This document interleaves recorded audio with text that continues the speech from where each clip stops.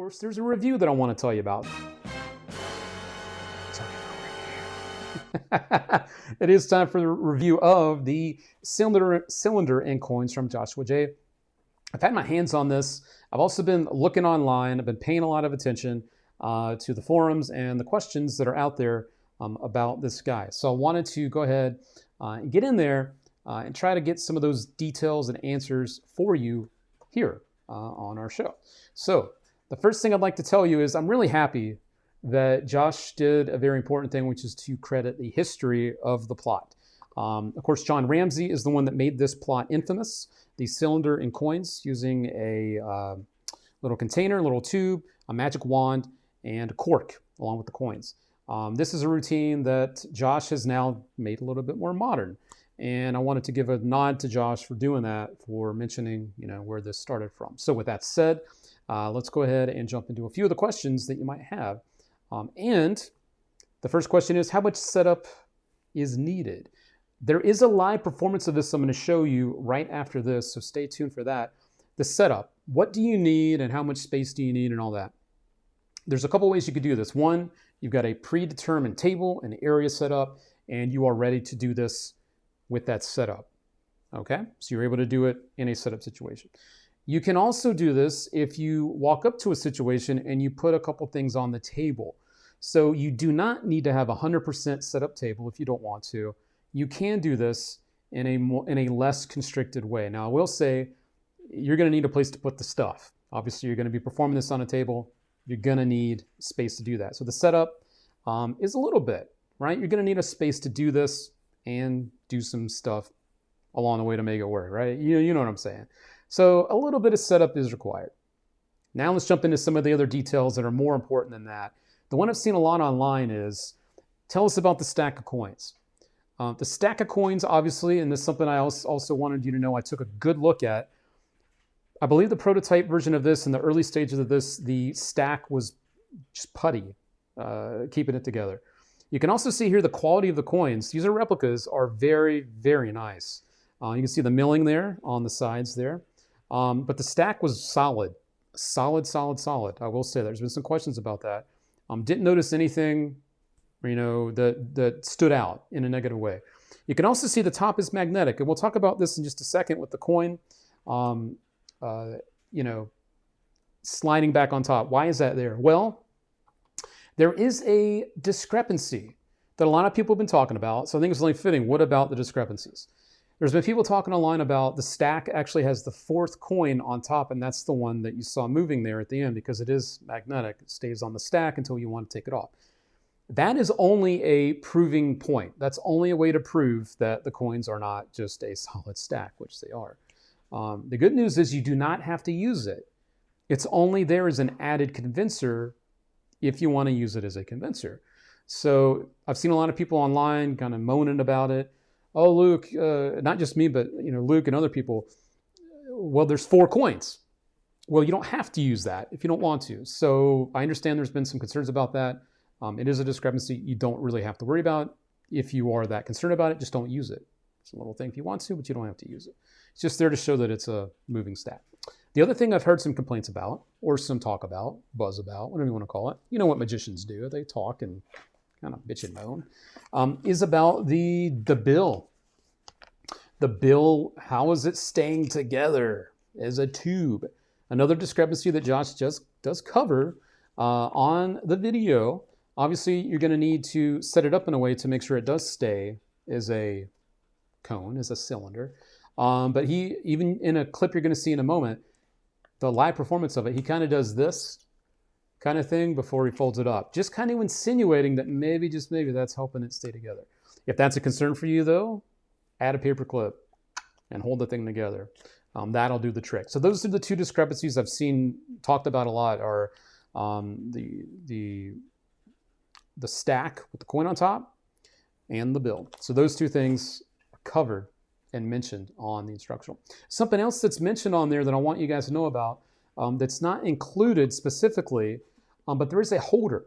You can see here that Josh talks about on the video. This is a way for you to get the set in and out of play, to get what you need into play. This is not included. However, they do include a 3D template printout you can give to anyone. You go to a store, you give it to a friend, and you can print out this holder, and you can see it holds everything. And it's kind of meant as a little mini servant to where it just kind of sits on the side of the table and allows you to do your switch. This, again, is not included, but the file to get it made, 3D printed, I should say, is included, which is a nice touch. It is a nice touch. So there you go. The holder is not included, but they give you what you need to get it done. So that's the other thing. The main question, again, is the quality of the props. The stack looked great. I just showed you that. The shot glasses are cool. Nothing special about them. Well, they're special about, the way that the liquid doesn't come out is special, but they look the part. The bill is the bill. And of course, then there's the thing about the coins. And I really wanted to get in close, give you guys a look at the coins themselves. This is the set that you're getting. This is the set of coins here that actually do the magic for you. This is based on the Triad coins that Josh put out, now made in a dollar size replica that allows this to happen. You can see how close they are together. And so I'm going to kind of leave it like that. The quality of the coins, though, you'll see here is there. Beautifully done replicas, front and back. You can see the coin there. And everything you need to make the vanishes happen out in the open with the fingertips. Really, really cool. And these basically do the work for you, which makes this routine super easy to do with the proper routining. Now, this is not a self-working trick by any means, but the gimmicks included make it easier to perform than just pure sleight of hand. Okay? So I did see a question coming up about the skill level from Danny. So while it is nothing that's going to be a knuckle buster, it is something that's going to require some practice, but the gimmicks do the work for you. A couple other things I do want to mention on the way out of this, because I did mention that I was going to keep it short and sweet, is that if you're going to perform this on a tiered seating area, maybe a close-up area where there's people above you, probably not recommended to do the shot glass ending, because if people can see down inside of the dollar, the tube, they're going to see some stuff they shouldn't see. So keep an eye on your surroundings and environments. If there's people kind of down, you might want to avoid that part. But that's the only other thing I could really think of to let you know about the cylinder and coins from Joshua J. Again, one of my favorite parts is the crediting. You guys should do a lot of crediting with anything that you study, especially classics like this, in my humble opinion. Crediting is always important, and the history is there for a reason. We all stand on the shoulders of giants. This is no exception. John Ramsey created the plot, and we are now doing something cool with it. The other thing I do like about this with Josh is no magic wand. You do not need a magic wand to hide and do the transfers as in some of the past versions. And he's substituting a ring for a cork. All right, so those are a couple other modern improvements with this. So with that said, I now have a live performance of this queued up. Josh did this on a television show to music. You're going to see everything from start to finish. You're going to see him walk out, do it. Everything is there. The only thing is that I didn't like, I shouldn't say I don't like it. The only thing you need to be reminded of is it's just a TV spot. So there's a weird cut at one point. It's TV. You got to remember that. Give the man some credit. This is for a TV spot. It takes a lot of balls to do anything on TV. So this is Josh J performing the cylinder and coins on a TV show. If you have any questions while you're watching this, put them in the chat. Try to answer them for you right after this.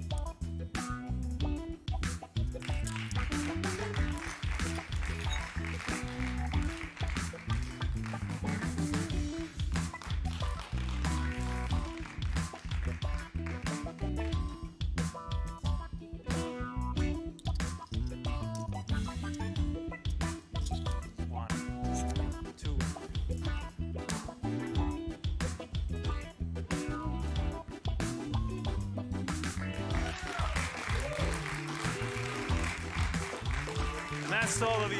To you. And to you. And there you go, my friends. That is a look at Joshua J performing the cylinder and coins we just talked about moments ago.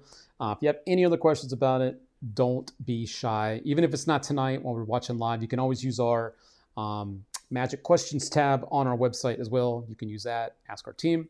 That is the cylinder and coins from Joshua J. All right.